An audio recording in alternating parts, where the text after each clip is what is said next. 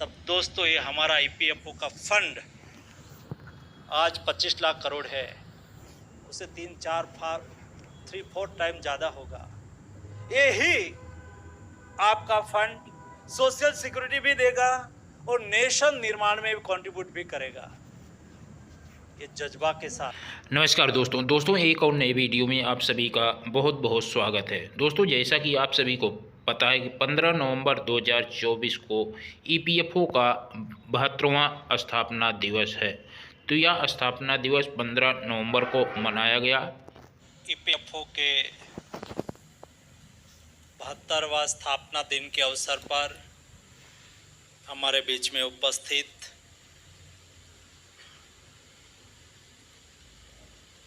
हमारी सेक्रेटरी सुमिता जी, रमेश कृष्णमूर्ति जी, अशोक जी, वर्चुअली और प्रत्यक्ष जुड़े हुए सभी ईपीएफओ के ऑफिसर, कर्मचारीगण, सभी भाइयों एवं बहनों, ईपीएफओ को स्थापना से 72 इयर्स पूर्ण हुए हैं। एक लंबी यात्रा इस इंस्टीट्यूट की, इस संस्था की रही और एक ऐसा ऑर्गेनाइजेशन है जिसमें lower middle class, middle class, जिसकी सैलरी 15,000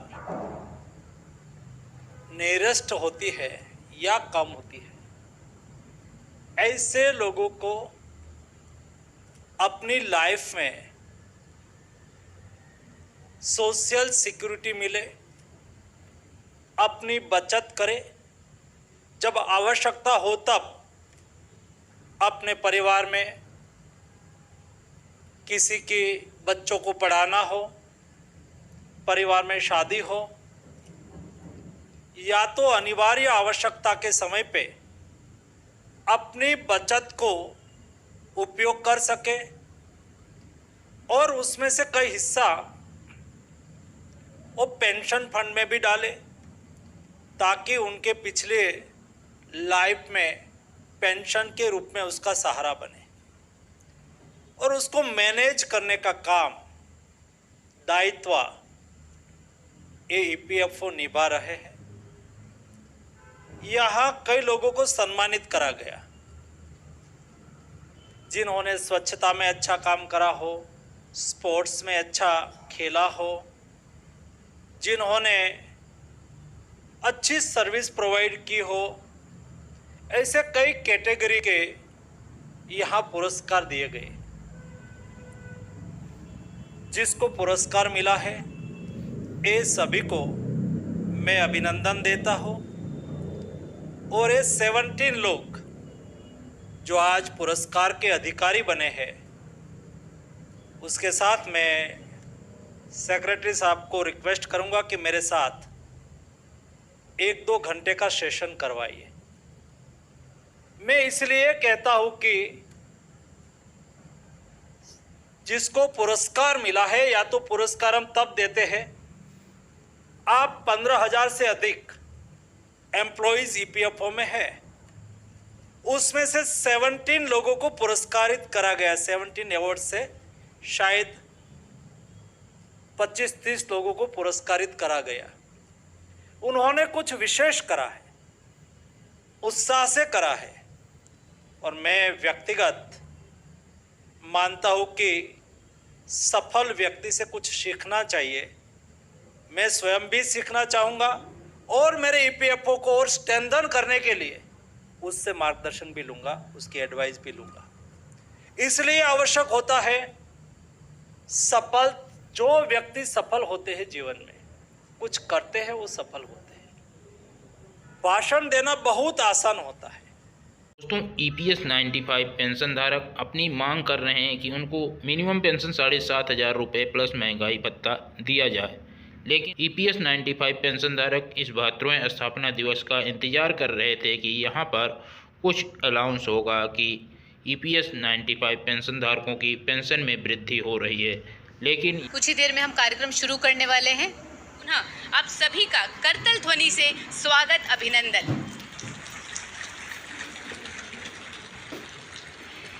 और अब मेरा सादर अनुरोध केंद्रीय भविष्य निधि आयुक्त कर्मचारी भविष्य निधि संगठन श्री रमेश कृष्णमूर्ति जी से कि माननीय मंत्री श्रम एवं रोजगार, युवा कार्यक्रम और खेल मंत्रालय भारत सरकार तथा अध्यक्ष केंद्रीय न्यासी बोर्ड डॉक्टर मनसुख मांडविया जी का अभिनंदन करें।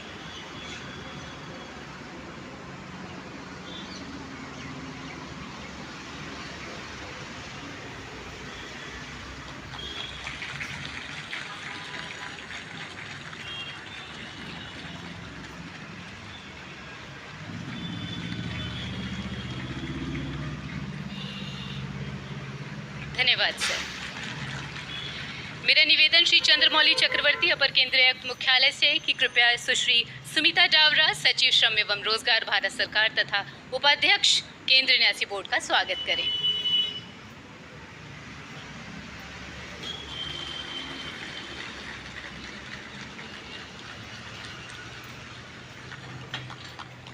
मैं अनुरोध करती हूँ श्री गौतम दीक्षित अपर केंद्रीय आयुक्त मुख्यालय से कि कृपया श्री अशोक कुमार सिंह महानिदेशक कर्मचारी राज्य बीमा निगम का स्वागत करें।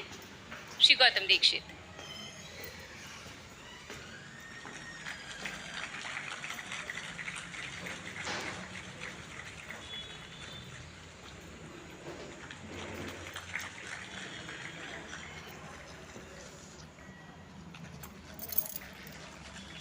धन्यवाद सर। गुरु नानक देव जी की जयंती यानी प्रकाश पर्व है आज, और साथ ही आज भगवान बिरसा मुंडा की बर्थ एनिवर्सरी भी है, जिसे जनजातीय गौरव दिवस के रूप में मनाया जाता है। माननीय मंत्री महोदय ने 13 नवंबर को छत्तीसगढ़ के जशपुर में हजारों युवाओं के साथ न सिर्फ माटी के वीर पदयात्रा का नेतृत्व किया, बल्कि युवाओं को जनजातीय समाज एवं संस्कृति से जुड़ने समझने के लिए प्रोत्साहित भी किया।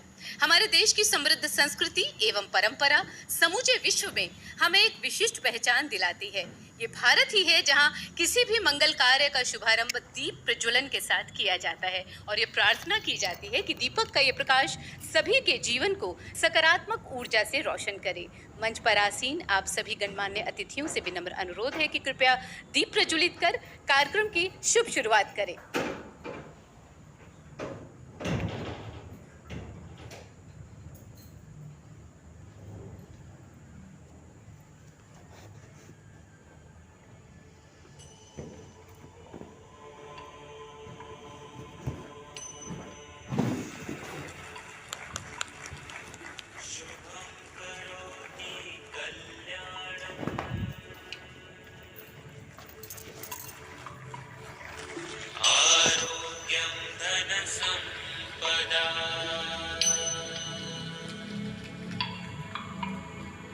शत्रुबुद्धि विनाशाय दीपक ज्योति नमस्तुते। पोर्टल्स पर शिकायतों के प्रभावी निपटान के आधार पर इस अवार्ड के विजेता का चयन किया गया है।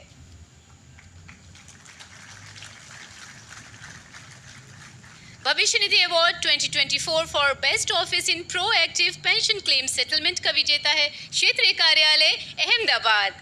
क्षेत्रीय कार्यालय अहमदाबाद के प्रभारी क्षेत्रीय आयुक्त 1 श्री अवधेश कुमार सिंह और उनके सहयोगी मंच पर मौजूद हैं अवार्ड ग्रहण करने के लिए। ये पुरस्कार उस क्षेत्रीय कार्यालय के लिए जिन्होंने मासिक देय पेंशन दावों एवं मृत्युपरांत देय बीमा दावों के संदर्भ में सर्वोत्तम समयबद्ध निपटान किया है।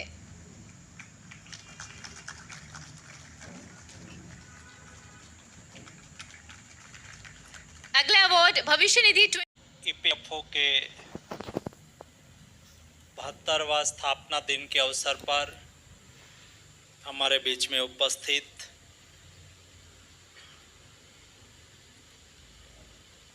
हमारी सेक्रेटरी सुमिता जी, रमेश कृष्णमूर्ति जी, अशोक जी, वर्चुअली और प्रत्यक्ष जुड़े हुए सभी ईपीएफओ के ऑफिसर, कर्मचारीगण, सभी भाइयों एवं बहनों, ईपीएफओ को स्थापना से 72 इयर्स पूर्ण हुए हैं। एक लंबी यात्रा इस इंस्टीट्यूट की, इस संस्था की रही और एक ऐसा ऑर्गेनाइजेशन है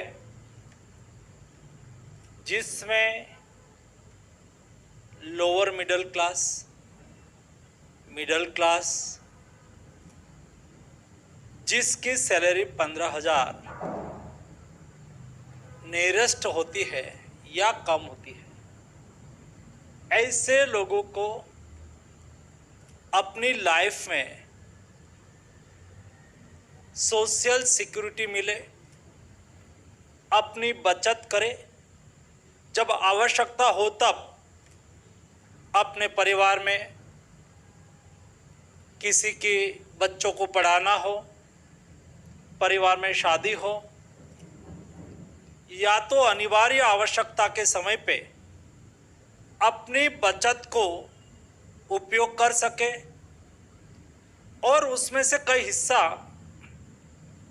वो पेंशन फंड में भी डाले ताकि उनके पिछले लाइफ में पेंशन के रूप में उसका सहारा बने और उसको मैनेज करने का काम, दायित्व ये ईपीएफओ निभा रहे हैं।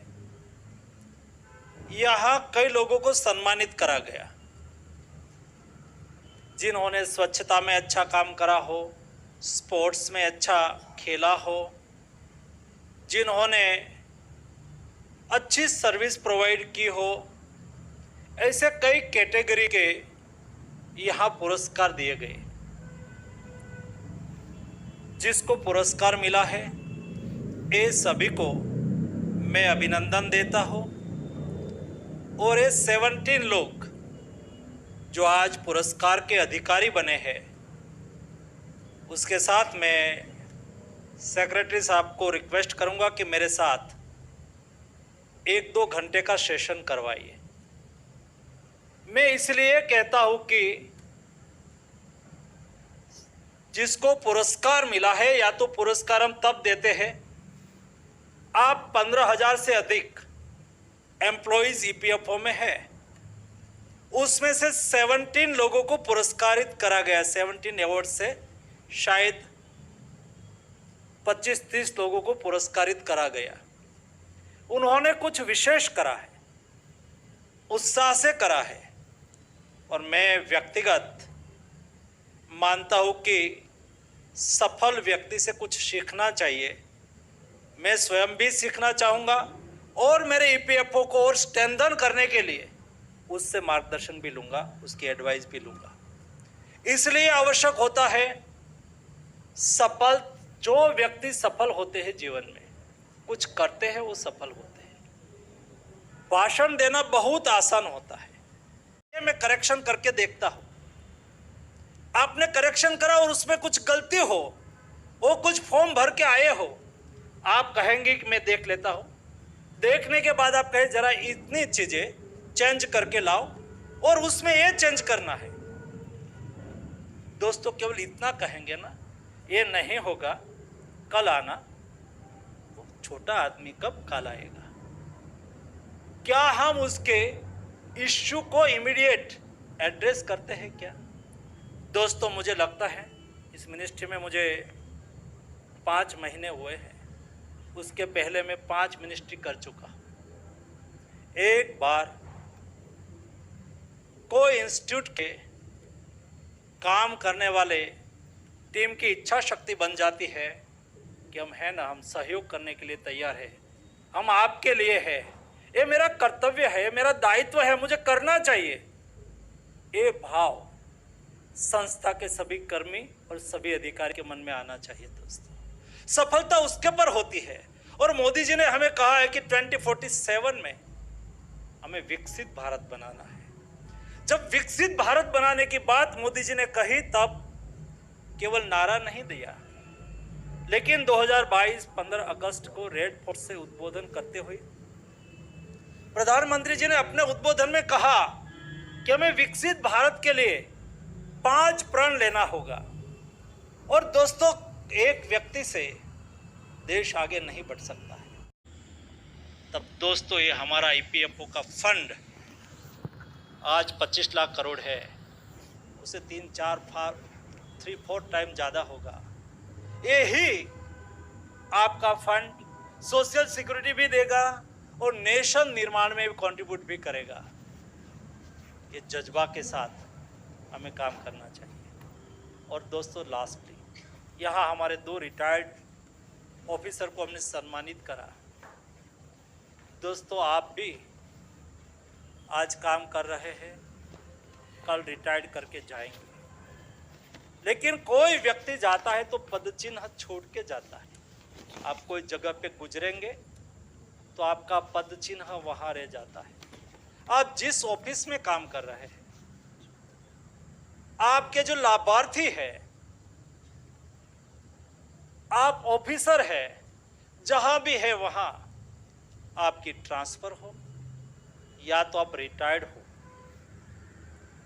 और उसके बाद 5 साल 10 साल तक लोग हमें याद करते रहे कि ईपीएफओ में ये ऑफिसर था ना हमारे यहाँ, उन्होंने इतना सहयोग करा था। और दोस्तों जब आप करके जाते हैं ना, तो जो प्रेजेंट ऑफिसर होते हैं, मैंने ऐसे कई अफसर को देखा है, 10-10 साल रिटायर्ड करने के लिए हो गया हो, ट्रांसफ़र होने से भी हो गया हो, लेकिन वहाँ आके उसका नाम गौरव से बोलते थे, साहब आप हैं, लेकिन वो भी एक ऑफिसर था, वो यहाँ बहुत अच्छा करके गया था।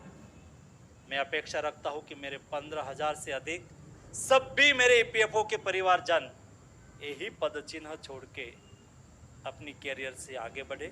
आप सबको मेरे ओर से हार्दिक शुभकामनाएं। धन्यवाद। दोस्तों इस 72वें स्थापना दिवस पर भी ईपीएफओ के पूरे देश के कर्मचारी यहां पर एकत्रित हुए इस स्थापना दिवस पर, लेकिन किसी ने ईपीएस 95 पेंशन बढ़ोतरी के बारे में नहीं कहा। जबकि दोस्तों आप सभी को पता है कि माननीय मनसुख मांडविया जी से एनएसी टीम कई बार मुलाकात कर चुकी है। माननीय मनसुख मांडविया जी ने भी कहा था कि आपकी पेंशन पर काम चल रहा है, लेकिन ये काम कब तक चलता रहेगा, कब तक ईपीएस 95 पेंशन धारकों की मिनिमम पेंशन में बढ़ोतरी होगी, क्योंकि ये वृद्ध पेंशनर की आस टूटते जा रही है, क्योंकि बहुत दिनों से ये वृद्ध पेंशनर इंतज़ार कर रहे हैं। अब इंतज़ार नहीं हो रहा है इन वृद्ध पेंशनरों से। ईपीएस 95 पेंशनरों में रोष भरा हुआ है। ईपीएस 95 पेंशनरों की यही मांग है कि जल्द से जल्द इनकी ईपीएस 95 मिनिमम पेंशन में वृद्धि की जाए। आपने सुना कि ईपीएफ खाताधारकों के बारे में माननीय मनसुख मांडविया जी ने बहुत कुछ कहा, लेकिन ईपीएस 95 पेंशनधारकों के बारे में कुछ भी नहीं कहा कि इनकी पेंशन में वृद्धि होगी या नहीं होगी। वही जो मिनिमम पेंशन मिल रही है 1,000 रुपये, उसी पर जो भी चर्चा हुई उसी पर हुई है कि बहुत बढ़िया तरीके से पेंशन दी जा रही है, हो रहा है, लेकिन ईपीएस 95 पेंशन धारकों की वृद्धि के बारे में माननीय श्रम मंत्री जी ने कुछ भी नहीं कहा। तो दोस्तों इस चैनल पर नए हैं, चैनल को सब्सक्राइब कर लेंगे। मिलते हैं नेक्स्ट वीडियो में, भी के लिए धन्यवाद। जय हिंद, जय भारत।